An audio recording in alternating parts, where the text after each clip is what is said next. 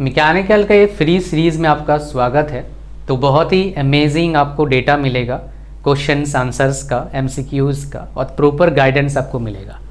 ये करने के साथ साथ को एक और काम करना है, वो क्या है? मॉक टेस्ट मैकेनिकल का और टेक्निकल पोर्शन और अरबी जेई CBT 2 के लिए नॉन टेक पोर्शन सिर्फ 99 रुपीज़ में आपको मिल जाएगा। इसमें आपका mock test 100 plus mock test है, इसमें 60 प्लस मॉक टेस्ट मिलेगा, 5 फुल लेंथ दोनों में मिलेंगे। इसमें आपको CBT 2 में मैं आपको दिखा देता हूँ, कंप्लीट पूरा मॉक टेस्ट लगभग है आपका CBT 2 में। सिर्फ एक पार्ट हमारा बचा हुआ, वो भी 2-4 दिन में अपडेट कर देंगे। करंट अफेयर्स देखेंगे आप, दिसंबर तक अपडेटेड है। अभी जनवरी चल रहा है जब मैं इस वीडियो को बना रहा हूँ, आप देखोगे, है ना। और उसके बाद हमारे पास क्या है, कंप्यूटर का पूरा डाल दिया हमने। बस हमारे पास कंप्यूटर का पूरा टॉपिक है, जो टॉपिक हमारे आरआरबी जेई के सिलेबस में विथ फुल लेंथ। एनवायरनमेंट का 2-4 दिन में अपडेट कर देंगे, फिर आपका पूरा कंप्लीट सिलेबस है। तो इसमें पूरा देखना है आपको। टेक्निकल वाला पोर्शन भी काफ़ी हद तक मैं डाल दिया है, बट कुछ दिन में और उसमें अपडेट आएगा तो आपको मिलेगा। इलेक्ट्रिकल का पूरा डाल चुके हैं अपन। तो ये मैकेनिकल का सीरीज चल रहा है आपका, तो इसमें आप जरूर जितना जल्दी हो सकता है उतने जल्दी ये सब क्या करिए, आप कोर्सेस कंप्लीट करिए जो आपको सीरीज़ दे रहे हैं अपन। पूरा देखना है पूरा वीडियो को, और इसमें जरूर एनरोल करना है। ये सबका लिंक डिस्क्रिप्शन में। प्रैक्टिस करने के लिए एक किताब है, आप स्क्रीन पर क्लिक करोगे आ जाएगा आइकन सा, उसमें क्लिक करना, पूरा किताब है। वो किताब बाय कर लो प्रैक्टिस करने के लिए। हर कंप्लीट किताब डाल दिया मैंने, इंग्लिश मीडियम, हिंदी मीडियम, उससे आप करो हिसाब किताब, ठीक है। चलो अब चलते हैं अपने वीडियो में आगे।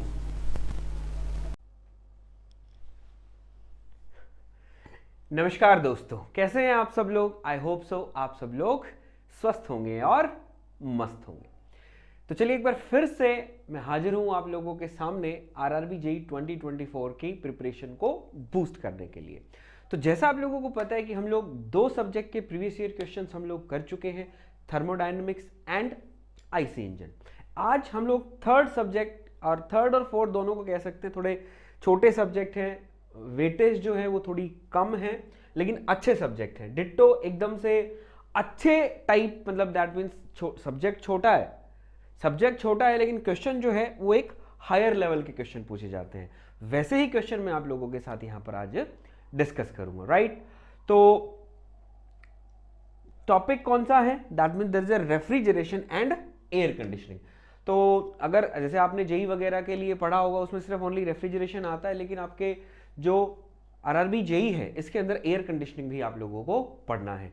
तो ज्यादा क्वेश्चन नहीं, अबाउट 30 के आसपास मैं यहां पर क्वेश्चन लेकर आया हूं, लेकिन 30 के 30 क्वेश्चन बहुत अच्छे हैं। तो एक बार जल्दी से कॉपी पेन निकाल लेंगे और क्वेश्चंस को सॉल्व करना स्टार्ट करेंगे। जैसा मैंने आप लोगों को बताया था कि भाई क्वेश्चन जो है पूरा पढ़ना है, आंसर पढ़ना है। पेपर पेन की जरूरत पड़ती है तो पेपर पेन लीजिए, लेकिन आंसर को गलत नहीं करना है। एक बार एक्यूरेसी बना लीजिए, उसके बाद हम लोग दैट मीन्स क्या करेंगे, स्पीड भी अपने आप बना लेंगे। Hope so. तो चलिए स्टार्ट करें। Very good. चलिए, तो जैसा आप लोगों को पता है कि मैं दोनों ही लैंग्वेज के अंदर आप लोगों के लिए क्वेश्चन लेकर आता हूं एवरी टाइम। तो दोनों में है, जिस लैंग्वेज में आप कंफर्टेबल फील करते हैं उसी लैंग्वेज में आप पढ़ें और आंसर दीजिए। क्वेश्चन 30 है, 30 मस्त वाले क्वेश्चन हैं जो आरआरबी जेई में पूछे जा चुके हैं, और कुछ क्वेश्चंस मैं अपनी तरफ से भी दिखा रहा हूं, राइट। क्वेश्चन को पढ़ेंगे फिर आंसर देंगे। और दूसरी बात, होप सो उम्मीद करता हूं कि जो पहले 2 सेशन मैंने आप लोगों के साथ जो शेयर किए हैं, जो हम लोगों ने किए हैं, थोड़ा ब्लर हो रहा है ना, आई थिंक।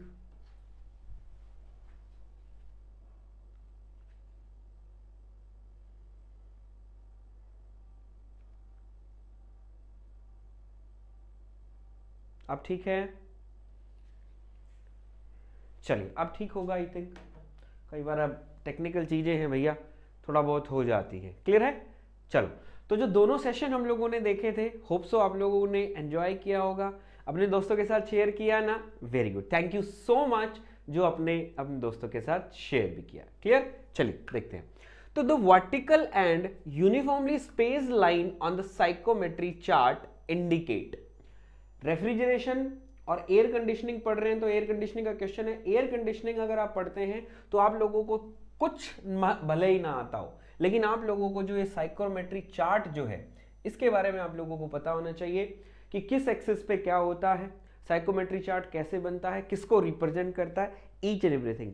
क्योंकि मैं आपको एक लिख के दूंगा कि अगर आपका एयर कंडीशनिंग से क्वेश्चन आता है तो साइकोमेट्री चार्ट से एक क्वेश्चन आप लोगों को देखने को मिलेगा ही मिलेगा। तो आप लोग एक बार इसको क्वेश्चन का आंसर इतने दीजिए, मैं एक बार चार्ट साइड में बना लेता हूं सो दैट आप लोगों को भी दिख जाएगा कि हाँ सर ने थोड़ा ठीक ठाक बनाया है नहीं बनाया, और बाकी आप लोगों को हो जाएगा कि हमने ठीक बनाया है नहीं बनाया। राइट? सर बिल्कुल ठीक है, ठीक है, कुछ ऐसा ही साइकोमेट्री चार्ट होता है। बोला सर हाँ। नीचे क्या होता है यहां पर? बोला सर डीबीटी, जिसको आप बोलते हैं ड्राई बल्ब टेम्परेचर, और ये जो टेम्परेचर होता है it is in degree Celsius. यहां पर हमारा क्या होता है? बोला sir specific humidity, absolute humidity और humidity ratio, kilogram per KG of water vapour to the per kilogram of dry air. ये जो है दिस इज द, इस कर्व जो ये बेसिकली दिस कर्व, इस कर्व को हम लोग बोलते हैं बोले सर सैचुरेशन कर्व। क्या बोलते हैं भैया? Saturation curve. यहां पर रिलेटिव ह्यूमिडिटी जिसको आप 5 से डिनोट करते हैं, मैं एक बार RH भी लिख देता हूं, यहां पर कितनी होती है? बोले sir that mean there is 100%, और हम लोग कह देते हैं 1। Got it? तो ये हमारा क्या होता है? This is the psychrometry chart. अब इस पे आपने बहुत सारी लाइनें दैट मीन्स देखी होंगी, कुछ खड़ी लाइनें होंगी, कुछ पड़ी हुई लाइनें होंगी, कुछ वर्टिकल लाइन होंगी, कुछ कर्व लाइंस होंगी, ऐसे कुछ लाइनें होंगी ना, तो उन लाइन के बारे में भी आप लोगों को पता होना चाहिए। क्लियर है? चलो अब इसके अंदर जो क्वेश्चन पूछा है, अब इतना समय मेरे पास नहीं है कि मैं आप लोगों को साइकोमेट्री चार्ट एक बार पूरा बना के दिखाऊं, कौन सी लाइन किसको रिप्रेजेंट कर रही है, कैसे हम पता लगा सकते हैं कि वो पैरामीटर इंक्रीज कर रहा है या डिक्रीज कर रहा है। अगर आपको जानना है, पढ़ना है, तो सिंपली दैट मीन्स आपको मुझे अपना जो वीडियो के कमेंट सेक्शन में जाके आपको एक वीडियो ऑन डिमांड बोलना पड़ेगा, सर हमको साइकोमेट्री चार्ट पे एक वीडियो बना दीजिए। अगर आप कहेंगे तो मैं साइकोमेट्री चार्ट पे आपको वीडियो बना दूंगा, एक भी क्वेश्चन आपका नहीं हिलेगा। राइट? चलो, तो इसके अंदर बोला है vertically and uniformly space line in the psychrometry chart indicate wet bulb temperature, specific humidity, due point temperature and dry bulb temperature. तो मैं कहना चाहूंगा मेरे शेर, ये जो लाइन है, इस टाइप की जो लाइनें होती हैं, ये बोल रहा है वर्टिकल लाइन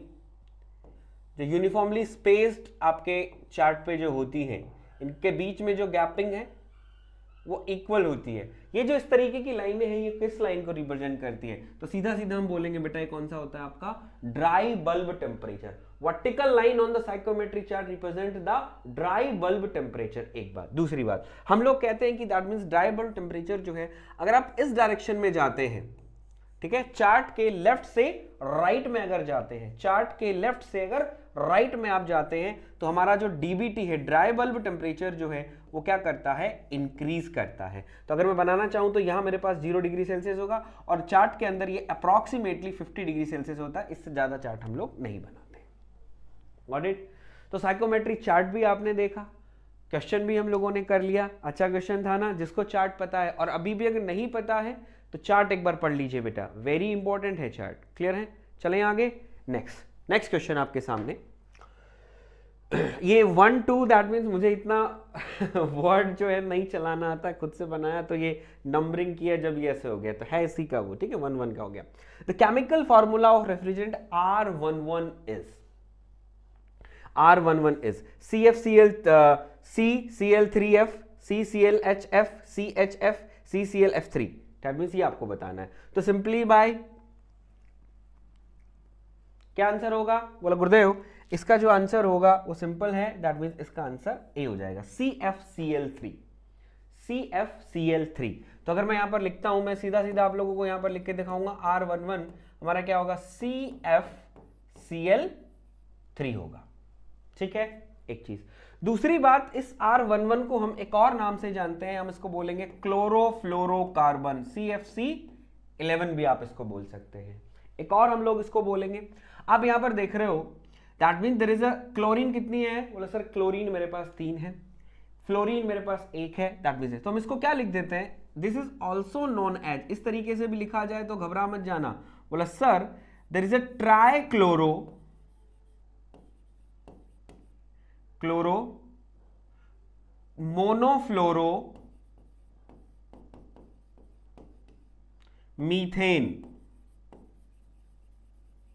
ठीक है, ट्राइक्लोरो मोनोफ्लोरो मीथेन, इसको हम ये भी दैट मींस बोल सकते हैं। तो अगर कहीं कहीं लिखा हुआ है ट्राइक्लोरो मोनोफ्लोरो मीथेन है तो घबरा मत जाना, ये क्या दे दिया, तो ये बेटा R11 दे रहा है, यानी दैट मींस CFCl3 दे रहा है। ऐसे ही अब बोला सर R11 के बारे में पूछा है, ऐसे और भी तो रेफ्रिजरेंट होंगे जिनके बारे में वो हमसे जनरली दैट मीन्स पूछ लेता है, तो वो मैं 3 आपको और बता देता हूँ। जनरली अगर जैसे मैं काफ़ी टाइम से पढ़ा रहा हूँ, 2016 से मैं इंजीनियरिंग सेक्शन में पढ़ा रहा हूँ, तो ऑब्वियसली बात है मुझे 8 साल के आसपास पढ़ाते पढ़ाते हो गए, बहुत सारे एग्जाम्स देखे, बहुत सारे स्टूडेंट्स को पढ़ाया, तो 3 से 4 फार्मूलाज जो हैं वो जनरली दैट मीन्स रिपीट होते रहते हैं। तो वो कौन कौन से हैं मैं आप लोगों को बता देता हूँ। एक हम लोग बात करेंगे बेटा R12, एक इसको हम लोग कहेंगे CF2Cl2, ठीक है। फिर हमारे पास आ जाएगा व्हाट, बोले सर R22, इसमें हम लोग कहेंगे CHF2Cl, और एक हम लोग कहेंगे बोले सर R134, ये हो जाएगा C2H2F4Cl, लिखना चाहो लिख दो, नहीं लिखना चाहो Cl0। क्लियर है? तो R12 CF2Cl2, R22 CHF2Cl और R134 इज C2H2F4Cl। Cl आ भी सकता है, नहीं भी आ सकता, दैट मींस Cl यहां पर क्लोरीन नहीं होता है। क्लियर है? तो जैसे इसको आप क्या कह देंगे अब इसी फॉर्म में कहें तो डाइक्लोरो डाइफ्लोरोमीथेन, ये क्या हो जाएगा, that mean there is a chlorodifluoromethane. तो इस तरीके से भी हम इसको बोल सकते हैं। एक आप एक याद कर लीजिए, सारे अपने आप आपको याद हो जाएंगे। Got it? बोले सर बिल्कुल। चलिए नेक्स्ट पर चलते हैं। 4 के बाद 5 ही आएगा ना, वेरी गुड, सॉरी, ठीक है, थोड़ा सा भी ये मिस्टेक हो रहा है, कोई बात नहीं, आप इसको पढ़ो, आराम से हो जाता। अब इतना वर्ड चलाना आता तो बहुत सारी चीज़ें हम लोग कर लेते, अब सारी चीज़ में ही परफेक्ट नहीं हो सकता ना मैं। अच्छा क्वेश्चन है ये, basically this is not the question of your engineering, this is the question of 11th का क्वेश्चन है बेसिकली ये, लेकिन आप लोगों को दे दिया है, कोई दिक्कत नहीं है। अब कई बच्चे थोड़ा सा relative humidity say that means रूबरू होंगे, लेकिन थोड़ा सा अगर दिक्कत होगी तो आप लोगों को एब्सोल्यूट ह्यूमिडिटी से थोड़ी सी दिक्कत होगी कि सर ये एब्सोल्यूट ह्यूमिडिटी क्या है। तो एब्सोल्यूट ह्यूमिडिटी बेटा कुछ नहीं, that means there is a specific humidity जो है ना आपकी,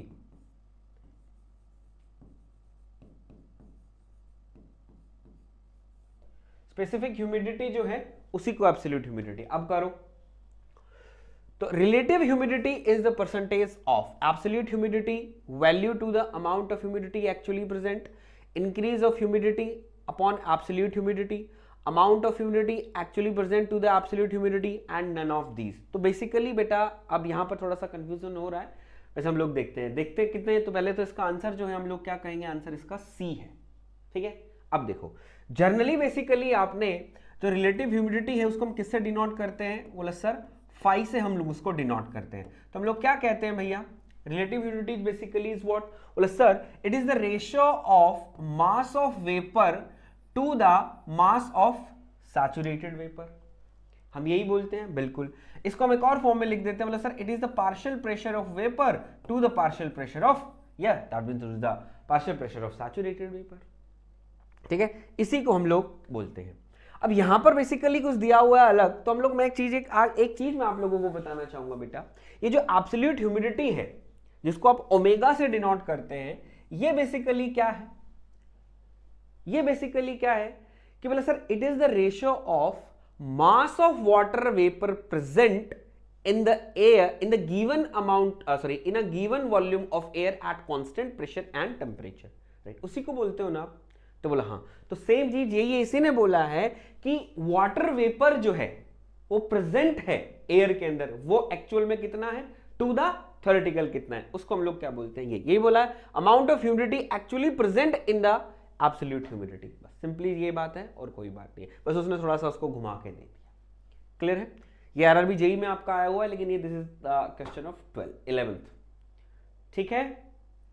गॉट इट? बोला हाँ। एक चीज और अगर मैं बात करना चाहता हूं, अगर मैं आपसे पूछूं कि जो ये फाई है, फाई अगर इसका फिजिकली सिग्निफिकेंस पूछा जाए कि sir what is the physical significance of the phi, तो आप क्या कहेंगे, बोले sir it represent the moisture absorption capacity of what, a given volume of air. कि जो एयर है वो कितना मॉइस्चर एब्जॉर्ब कर सकती है, वो कौन बताता है? रिलेटिव ह्यूमिडिटी बताता है, राइट? कोई प्रॉब्लम नहीं है। चलिए मैंने बता दिया थोड़ा सा, ये थ्योरेटिकल क्वेश्चन जो मैंने आपको बताया आ जाता है कई बार, और ये आपका एग्जाम में आया हुआ भी है। चलिए नेक्स्ट देखते हैं कितने लोग कर पाते हैं।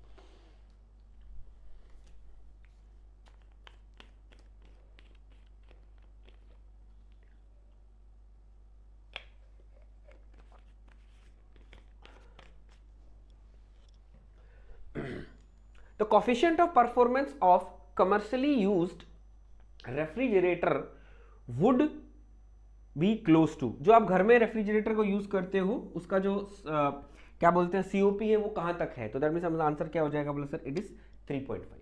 ठीक है, यहां तक आज तक हम अचीव कर चुके हैं, इसके बाद का देखते हैं क्या होता है। क्लियर है? चलो नेक्स्ट पर आओ।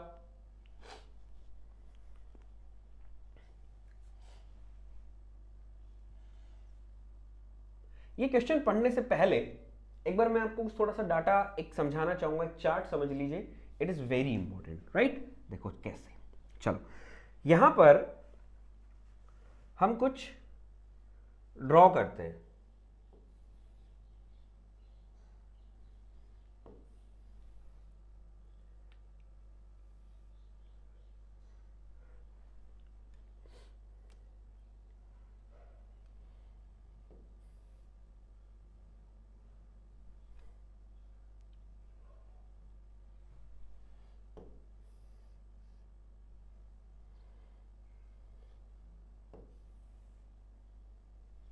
ठीक है, it will helpful in various exam. कोई टीचर नहीं बताएगा आप लोगों को इतने टाइम में, लेकिन फिर भी मैं आप लोगों के साथ शेयर करता हूं।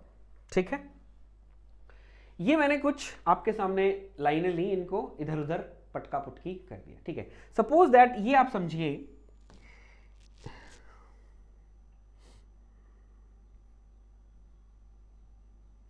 ठीक है, इसको आप समझो कि ये मेरा एक ओरिजिन है। क्या है? आपका एक ओरिजिन है। ये जो सारी हैं ये यहीं से स्टार्ट हो रही है और यूं बिखर रही है बाहर की साइड। Got it? राइट। ठीक है, अब अगर ये सारी की सारी लाइनें हैं बाहर बिखर रही है, तो मैं कहना चाहूंगा इनकी जो डायरेक्शंस होगी वो इस डायरेक्शन में होंगी।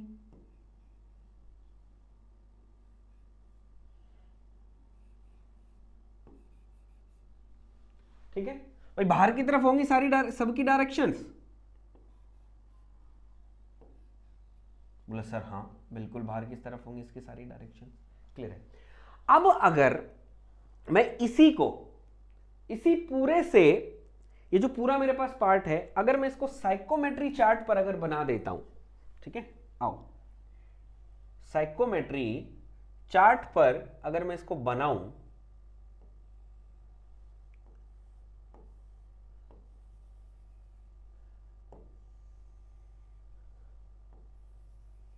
देखते जाओ, बहुत खूबसूरत चीजें हैं ये, आपको बहुत सारे क्वेश्चंस की में हेल्प करेगा।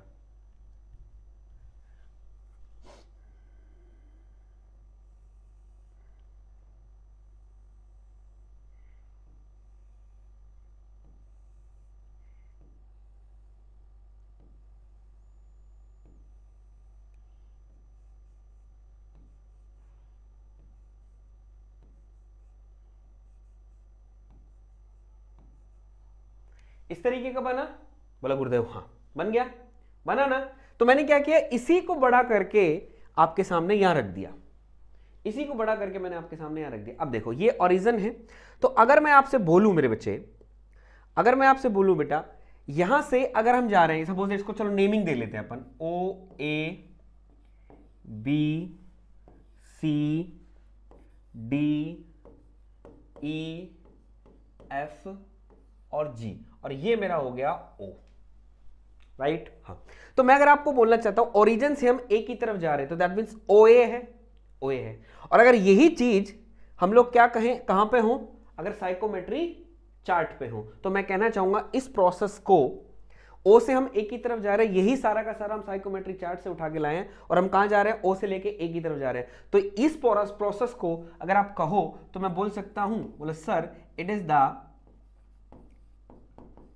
सेंसिबल हीटिंग, बोलिए, बोल सकता हूं it is the sensible heating. आपने प्रोसेसेस पढ़ी होंगी, sensible cooling, sensible heating, humidification and dehumidification, सुनी है? बोलो सर बिल्कुल सुनी है। तो मैं बोल सकता हूं OA क्या कहलाएगा? सेंसिबल हीटिंग कहलाएगा। बिल्कुल सर। अच्छा, ऐसे ही मैं बोलूं OE क्या कहलाएगा? Very good. बोला सर सेंसिबल कूलिंग कहलाएगा। अच्छा, ऐसे ही मैं आपसे पूछूं OG क्या कहलाएगा? बोला सर OG कहलाएगा ह्यूमिडिफिकेशन।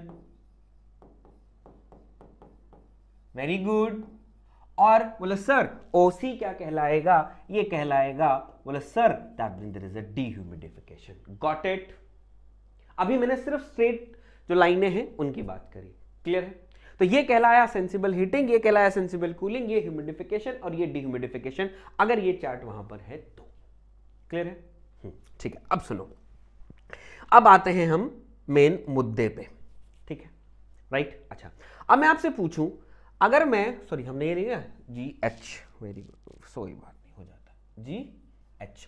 तो अगर मैं आपसे पूछूं मेरे बच्चे कि जो GOH है ये कौन सी प्रोसेस है? बोला सर ये तो सेंसिबल हीटिंग है, ये ह्यूमिडिफिकेशन है। तो OH जो है साइकोमेट्री चार्ट पे किस प्रोसेस को रिप्रेजेंट करेगा? तो बोला गुरुदेव मैं ये कहता हूं इसका इफेक्ट भी देखने का मिलेगा इस प्रोसेस के अंदर, और इसका इफेक्ट भी देखने को मिलेगा इस प्रोसेस के अंदर। बोलो मिलेगा नहीं मिलेगा? मिलेगा नहीं मिलेगा? बोलो सर बिल्कुल। तो इसका मतलब ये जो प्रोसेस है वो आपकी कहलाएगी क्या? Sensible heating. Very good. Sensible heating plus humidification. बोलो हाँ या ना? एक बार फिर से रिपीट कर देता हूं, अगर ये सेंसिबल हीटिंग है और ये वर्टिकल लाइन जो है वो ह्यूमिडिफिकेशन है, तो अगर मैं बीच में से एक लाइन को ड्रॉ करता हूं तो मैं कहना चाहता हूं इस वाली OH जो प्रोसेस के अंदर ह्यूमिडिफिकेशन भी देखने को मिलेगा, सुपर हीटिंग भी देखने को, सॉरी सेंसिबल हीटिंग भी देखने को मिलेगा। मिलेगा? बोले सर हाँ। तो मैं कहना चाहूंगा OH जो है वो प्रोसेस कहलाएगी सेंसिबल हीटिंग प्लस ह्यूमिडिफिकेशन। बोलिए हाँ या ना? बोलिए हाँ या ना? बोले सर हाँ। तो इसका मतलब गुरुदेव ये OF क्या होगी? देखकर बताओ। बोले सर ये होगी सेंसिबल कूलिंग प्लस ह्यूमिडिफिकेशन। मैंने बोला हाँ। और बोला सर ये क्या होगी? OD, ये होगी सेंसिबल कूलिंग प्लस डीह्यूमिडिफिकेशन। बोलो हाँ या ना? बोले सर हाँ। और ये क्या होगी? बोले सर ये होगी सेंसिबल हीटिंग प्लस डीह्यूमिडिफिकेशन। बोलो हाँ या ना? बोले सर बिल्कुल यही बात होगी। ठीक है, तो ये जो चार्ट है it is very very very important, क्योंकि ये क्वेश्चन आप यहां देख रहे हो, आपको दिख रहा होगा the relative humidity during cooling and dehumidification of most air. तो कूलिंग और डीह्यूमिडिफिकेशन, जब आपको यही नहीं पता कि कूलिंग एंड डीह्यूमिडिफिकेशन प्रोसेस को साइकोमेट्री चार्ट पे कैसे रिप्रेजेंट कर रहे हैं, तो आप बता ही नहीं पाएंगे कभी भी इस क्वेश्चन का आंसर। अब आप इसका आंसर आराम से बता सकते हैं कि क्या हुआ क्या नहीं हुआ। क्लियर है? चलो हो गया। अभी किसी को नहीं है तो इसका एक स्क्रीनशॉट ले सकता है। It is very very very important. Clear है? चलो अब क्वेश्चन पर आ जाओ। अब क्वेश्चन पर आते हैं। ठीक है, क्या कह रहा भैया? भैया ने क्या कहा? भैया ने कहा कि कूलिंग एंड डीह्यूमिडिफिकेशन। तो कूलिंग एंड डीह्यूमिडिफिकेशन देखो किधर था? और गुरुदेव ये वाला था। तो हम लोग कहेंगे गुरुदेव ऐसी ही लाइन बनेगी, इस पर एक ऐसे गिरती हुई लाइन बना दो जिसकी डायरेक्शन ये हो, ये 1 और ये 2। ठीक है, अब क्या पूछा इसने? क्या पूछा इसने?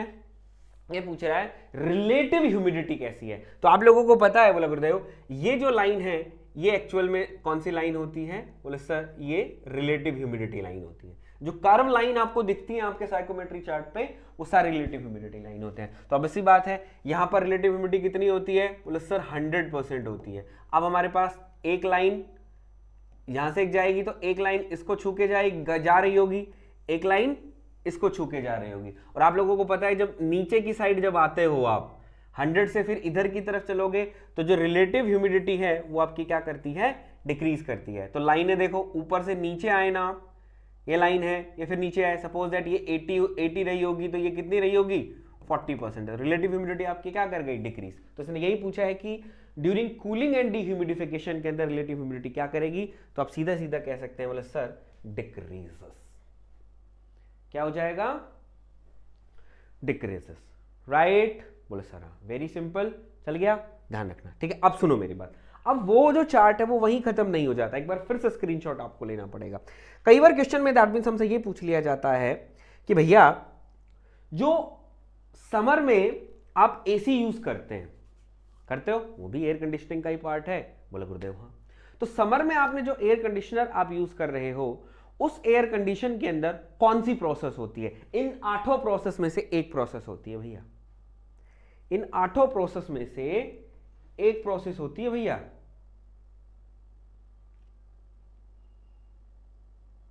मैं आपको बताऊं, सोचो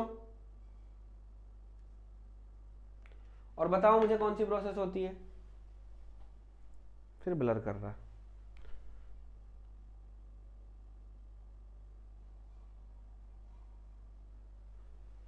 बोलो। Very good. तो बोला गुरुदेव ये होता है समर एसी, ठीक है। समर एसी के अंदर कूलिंग प्लस ह्यूमिडिफिकेशन, आपको कूलिंग भी चाहिए और वाटर वेपर भी नहीं चाहिए, नहीं तो वाटर वेपर होता तो पसीना पसीना हमारे पास आता रहा। तो ध्यान अगर पूछे कि समर एसी में कौन सी प्रोसेस काम करती है तो उसके अंदर सेंसिबल कूलिंग प्लस डिह्यूमिडिफिकेशन करती है। ऐसे ही हमसे पूछता है विंटर एसी, तो कहते हैं विंटर में एसी कौन चलाता है? वो तो हीट पंप चलाते हैं। तो बात तो वही है ना, एयर कंडीशनिंग का ही काम कर रहा है। तो बोले गुरुदेव वहां पर हम लोग कहेंगे, इसको हम बोल देते हैं that mean there is a winter AC. तो विंटर एसी में कौन काम करेगा? ये काम करता है। एक हमारे पास क्या होता है? बोला sir that mean there is a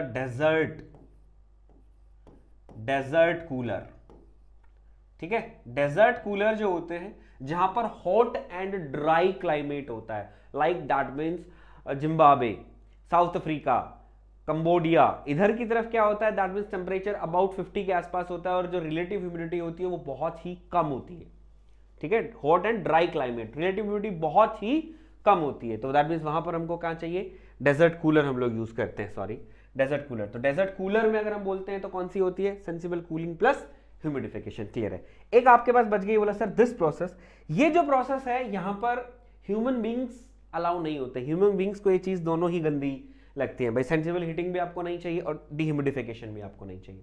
basically ये कहाँ यूज होती है? आप लोगों ने कई बार देखा हो, जब भी कोई आप इलेक्ट्रॉनिक गैजेट, आप शूज वगैरह आपने जब मंगवाया होगा तो उसके अंदर एक व्हाइट कलर का पैकेट आया होगा। बोले सर आया था, वो क्या किया? बोले सर उसको फाड़ा, चीनी में मिलाया, घोला और पी गए। फिर उसके बाद क्या रहा? बोला फिर उसके बाद हम लोग क्या कहेंगे, क्या रहता है उसके बाद? कहते हैं ऐसा नहीं करना, वो सिलिका जेल होता है, सिलिका और एल्यूमिना होता है, that means dangerous for us, ठीक है। वो बेसिकली क्या करता है? वो एक केमिकल्स होते हैं जो क्या करते हैं? मॉइस्चर को एब्जॉर्ब कर लेते हैं, ठीक है। तो हमको क्या चाहिए? मॉइस्चर एब्जॉर्ब कर ले। जब मॉइस्चर एब्जॉर्ब हो तो उससे क्या हो जाए? हीटिंग हो जाए, और हीटिंग अगर होती है तो हमारा जो प्रोडक्ट है, इलेक्ट्रॉनिक जो गैजेट है वो क्या हो? खराब ना हो। तो बेसिकली वहां पर ये चीज होती है। तो इस प्रोसेस को बेसिकली क्या बोला जाता है? बोले sir it is the chemical dehumidification. इसको हम बोलते हैं केमिकल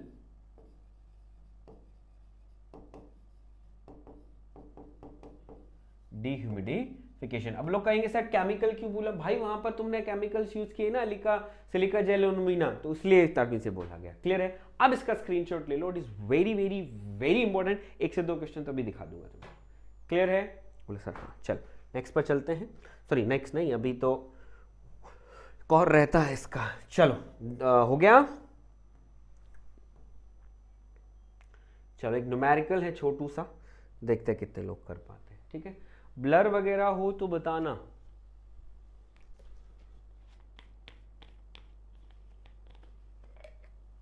अच्छा सड़ जाता हूँ शायद, खाना खाते हैं ना, तो खाना खा के क्लास ली है तो प्यास लगती है।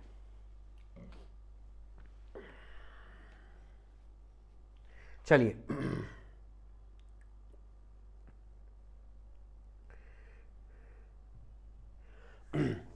An ideal refrigerator has the capacity of 6 ton। 6 ton की इसके अंदर कैपेसिटी है, राइट। तो COP इसकी 6 है। The capacity of the prime mover to run the mechanical machine should be at least. Basically क्या बताता है? प्राइम मूवर की आपको कैपेसिटी बतानी है। एक्चुअल में कैपेसिटी दैट मीन्स हम लोग क्या कहते हैं, ये पूछ रहा है आपसे पावर बता दो कि जो भी मोटर आपने लगा रखी है, वर्क इनपुट आपसे पूछ रहा है, जो मोटर आपने लगा रखी है वो कितने वॉट की मोटर लगा रखी है जो 10 प्रोड्यूस करती है। तो सिंपल है भैया, इसके अंदर कोई वो नहीं पढ़ना, बेसिकली आपको पता है COP बेसिकली क्या होती है, बोले sir it is the desired effect upon में वर्क इनपुट, राइट, ठीक है।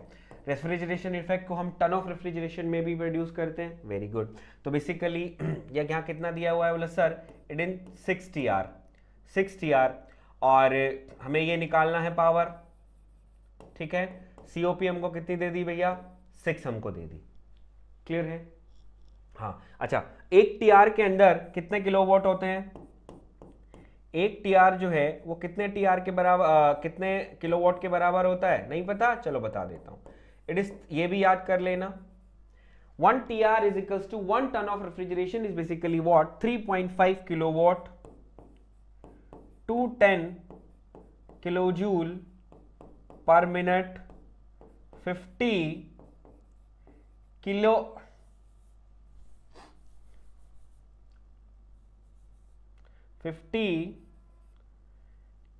कैलोरी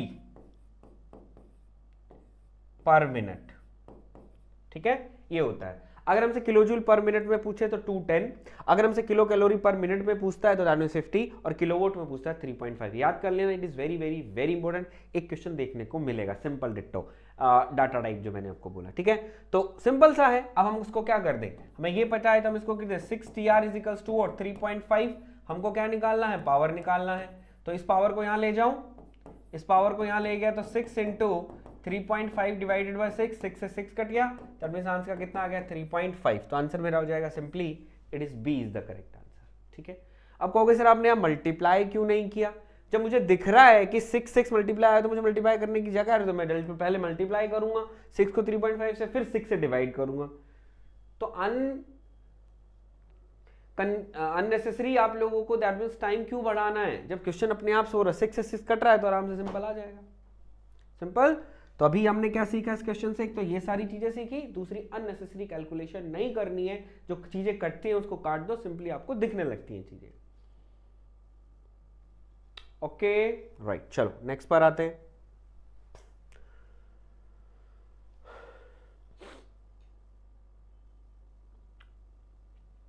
ठीक है, और जैसे रिकॉर्डेड वीडियो है आप लोगों को पता है, तो बोर नहीं होना है, दैट मीन्स आप जैसे मैं तो सिंपली जैसे आप क्या बोलते हैं उसको 1.5x या 2x पे लगा के दैट मीन जल्दी जल्दी भी सॉल्व कर सकते हैं। तो इसके लिए आप बहुत इंपॉर्टेंट है क्वेश्चन, अभी तक मैंने हम लोगों ने I think that means 6 question के आसपास हम लोगों ने कर लिए, तो सारे ही क्वेश्चन आप लोगों को अच्छे दिखे होंगे, वेरी गुड ना, बोला हाँ। चलो, the which of the following process generally used in winter air conditioning, winter air conditioning में हम लोग कौन सा यूज करते हैं, समर में एसी यूज करते हैं। अब कहोगे सर विंटर एयर कंडीशनिंग क्या है, तो सिंपल सी बात है, याद करो, देखो winter air conditioning, winter AC, sensible heating plus humidification. अगर ये चार्ट अगर आपको आता है तो उड़ा दोगे बिना, अगर चार्ट याद है करने की जरूरत याद है तो अपने आप हो गया, बिल्कुल सोचने की जरूरत ही नहीं है। तो दैट मींस क्या हो जाएगा, बोले sir heating plus humidification, simple हो गया ना।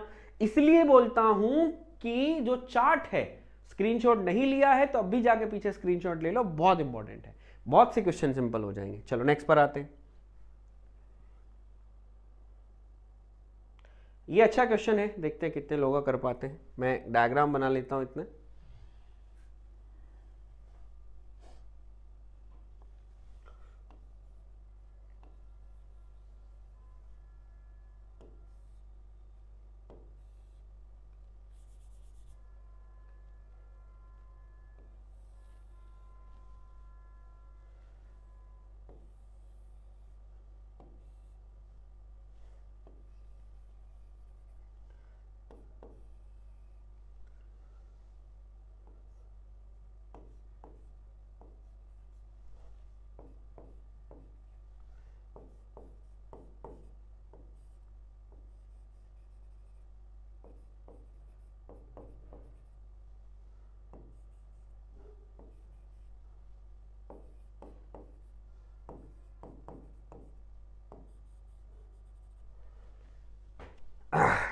हो गया, चलो वेरी गुड।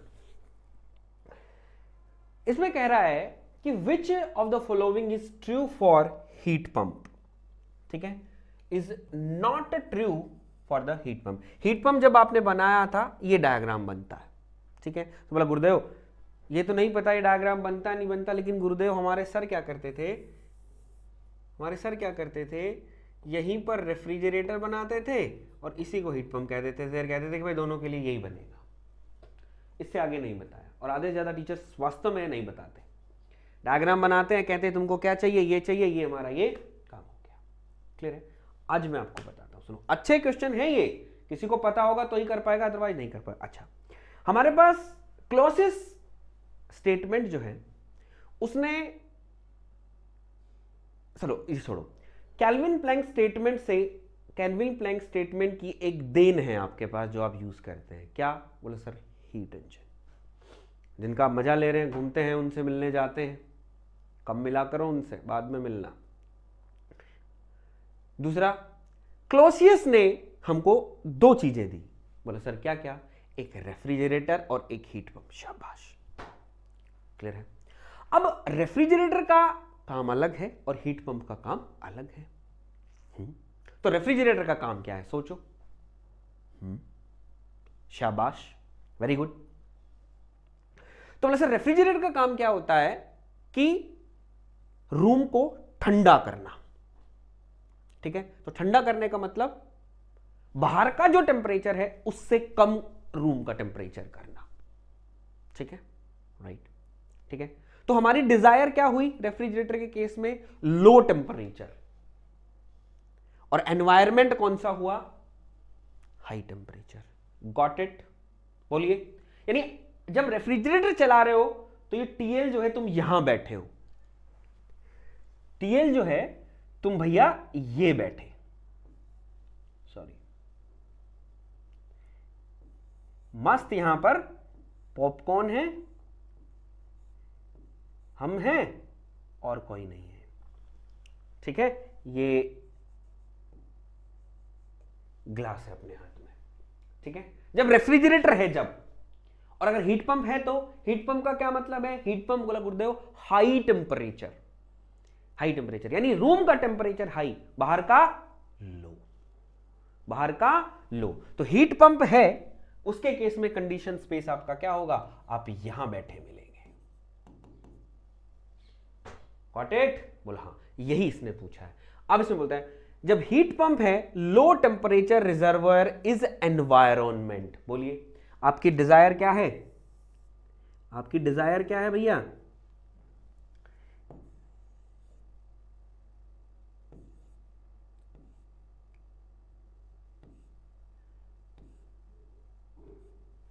आपकी डिजायर क्या है, बोला गुरुदेव हीट पंप है। हीट पंप की डिजायर क्या है, बोला गुरुदेव हाई टेम्परेचर। तो एनवायरमेंट आपका क्या हो गया, लो टेम्परेचर हो गया ना, तो पहला स्टेटमेंट ठीक है। दूसरा स्टेटमेंट पढ़ो, low temperature reservoir is condition space. कैसे हो सकता है भैया, अगर हीट पंप है तो लो तो कभी हो ही नहीं सकता, तो ये एनवायरमेंट है, तो इसका मतलब यही आंसर है आपका। ये गलत बात है। अरे दोनों चीजें कैसे हो सकती हैं यार, वेंटर एनवायरमेंट भी वही और कंडीशन स्पेस भी वही, तो दैट मीन्स क्या, low temperature reservoir is condition space. Got it? अब अगर उल्टा करके घुमा दे किसी चीज को, कर लोगे। बेसिकली सच में ये होता है कि नहीं बताते कि ये होता है, ये होता है, यहां से ये होगा, सिर्फ एक डायग्राम बनाते हैं। आपकी डिजायर क्या है, सीओपी क्या आएगी, रेफ्रिजरेटर है तो रेफ्रिजरेटर के केस में आप ये ले लेना, हीट पंप के केस में आप ये ले लेना, बस, इसके अलावा कुछ नहीं बताते हैं। बोलो यही बताया? देखते आया हूं यार, मैं पढ़ाता हूं काफी टाइम से, बच्चे इतने बच्चे निकाल दिए मैंने, मुझे भी पता है कौन क्या बताता है कौन क्या नहीं बताता है, राइट? कोई बात नहीं, लेकिन तुम सीखो, सीख के जाओ। नेक्स्ट पर आओ। वेरी गुड, चलो मैं डायग्राम बना लेता हूं, आप लोग देखो। अच्छा क्वेश्चन है, जितने भी क्वेश्चन हम लोग दिखा रहा हूं सारे मस्त क्वेश्चन है, एक क्वेश्चन ऐसा नहीं मिलेगा जिसमें आपको सोचना ना पड़े।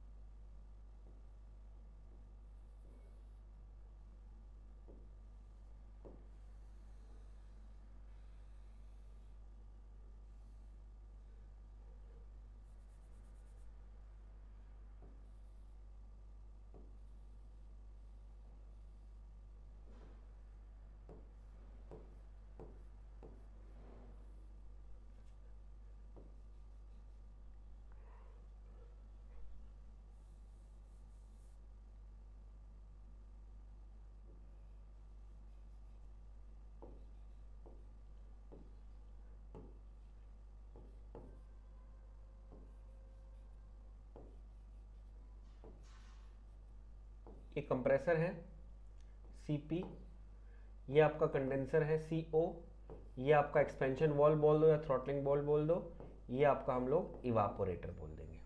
ठीक है, this is the vapour compression cycle. ठीक है, एक और क्वेश्चन आप लोगों ने बन गया, ये साइकिल है, ये वेपर कंप्रेशन साइकिल है, ये कंप्रेसर है, ये कंडेंसर है, ये एक्सपेंशन वॉल्व, ये throttling valve, this is the evaporator. ठीक है, उल्टी चल रही है। अब मुझे बताओ ये कौन सा डायग्राम है, कौन सा मतलब हॉरिजॉन्टल जो है उस पर कौन सा प्रॉपर्टी आएगी और वर्टिकल पे कौन सी प्रॉपर्टी आएगी, ये भी अच्छा क्वेश्चन है। और आरआरबी जेई का स्टैंडर्ड काफ़ी अच्छा है मेरे बच्चे, पहले बता दूं मैं आप लोगों को, तो मैं सीधा सीधा आप लोगों को इतनी बात बोल सकता हूं कि अच्छे क्वेश्चंस आप लोगों को वहाँ देखने को मिलेंगे। तो ये अच्छे क्वेश्चन हैं, आपको पता नहीं। डायग्राम, जो भी साइकिल आप पढ़ते हैं उसकी प्रोसेसेस कौन सी होती हैं, उसके PV diagram, TS diagram, HS diagram और अलग से और भी कोई डायग्राम है तो डायग्राम लिख लिख के एक बार बना के देखिए।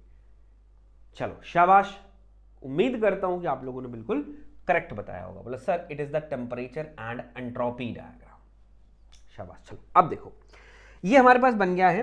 अब मेनली जो है इस क्वेश्चन इसमें पूछा है, इन vapour compression cycle the condition of refrigerant in saturated liquid is saturated liquid. ठीक है, तो जो रेफ्रिजरेंट है वो सैचुरेटेड लिक्विड कहां पर होता है, राइट? सुनो, अब सुनो, अब आप लोगों को पता है जब ये डोम बना है तो मैं बोलना चाहूंगा this point is the critical point. बोलो होता है नहीं होता? This is the critical point. Thermodynamics में प्रॉपर्टी ऑफ प्योर सब्सटेंस में पढ़ा होगा। ठीक है, इस रीजन को बोलते हैं सबकूल्ड रीजन, इस रीजन को बोलते हैं सुपर हीटेड रीजन, इस रीजन को बोला जाता है वेट रीजन। याद है, this is the subcooled region, super heated region and the wet region. ठीक है, अब सुनो, ये जो पॉइंट है, दो पॉइंट, ये जो सेकंड वाला पॉइंट है ये किस रीजन में है? सुपर हीटेड रीजन में, यानी दो पे सुपर हीटेड वेपर है।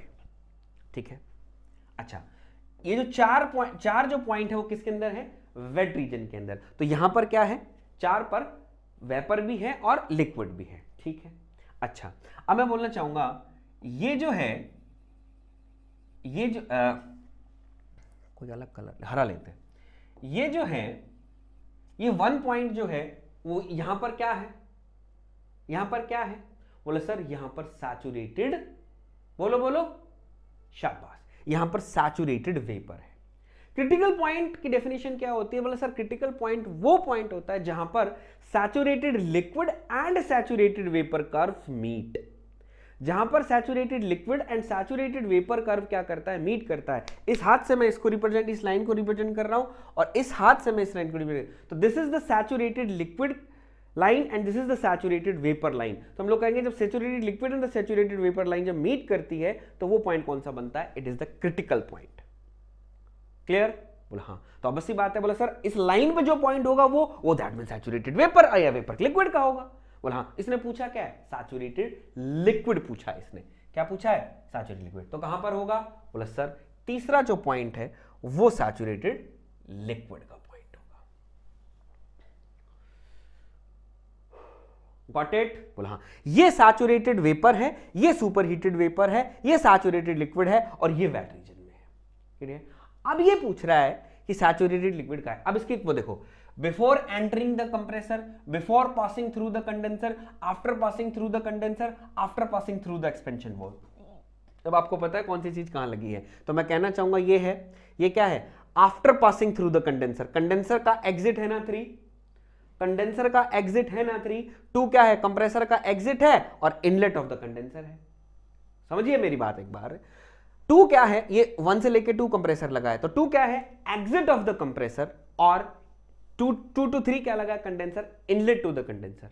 तो ऐसे ही मैं बोलना चाहूंगा 3 क्या हो जाएगा? बोला sir it is the exit of the condenser and inlet to the expansion valve. तो देख लो इसके अंदर ऑप्शन क्या होगा। बोला sir after passing through the condenser, C is the correct answer. Got it? मैं नहीं कहता आंसर मैं सीधा बता सकता था, ये चीज मुझे बताने की जरूरत नहीं थी, लेकिन मैं ये कहूंगा कि जितने भी स्टूडेंट देख रहे होंगे उनको लगा होगा कि वास्तव में सर इतनी सारी चीजें होती थी इस क्वेश्चन के अंदर, हमको ये नहीं पता थी। 70 to 80% स्टूडेंट इतने होते हैं जिसको जितनी चीजें मैंने बताई हैं वास्तव में नहीं पता होती हैं। अब जैसे यूट्यूब का जमाना आ गया है, कई एक आधे ने गलती से कुछ भी VAR VCRS वगैरह किसी ने पढ़ा दिया तो किसी ने पूछ लिया तो वो बता दिया, राइट, वो चीज़ें। तो हमारे चैनल पर आपको सारी चीज़ें मिलेंगी, वीडियो ऑन डिमांड। में हमेशा क्यों बोल रहा हूँ आप लोगों को, अगर आप चाहते हैं कि वास्तव में सर आप क्वेश्चन हमें करवाइए, हमें ये चीज़ की ज़रूरत है, आप हमें ये प्रोवाइड करवाइए, तो हम आपको करवाएंगे। आप एक बार कमेंट तो कीजिए, राइट। चले नेक्स्ट पे चले, चलो नेक्स्ट पर आ जाओ।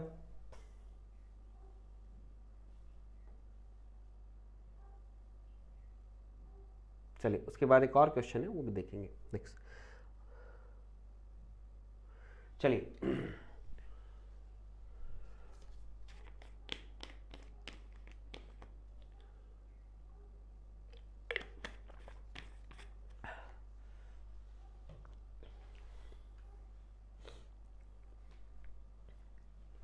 A single fixed temperature scale is based on ice point, steam point, triple point of water and a critical point of water. Very simple. अच्छा क्वेश्चन बेटा। It is what? बोले sir it is the triple point of water। जो मैंने आप लोगों को बताया था absolute temperature scale, जिसको आप केल्विन स्केल भी बोलते हैं, वो किसी पर बेस्ड है। वो किस पर बेस्ड है? किस पर बेस्ड है? Triple point of water. Triple point of water temperature हम लोग क्या कहेंगे? 0.01 डिग्री सेल्सियस। इसको बेस मानकर उसको बनाया गया। क्लियर है? चलिए next question, again very good. 30 questions मैं आप लोगों को करवाऊंगा बेटा, और 30 के 30 आप ये ना कह दो बोले गुरुदेव वास्तव में आपने दिमाग को घुमा दिया, तो मैं भी यहीं पर हूं। चलिए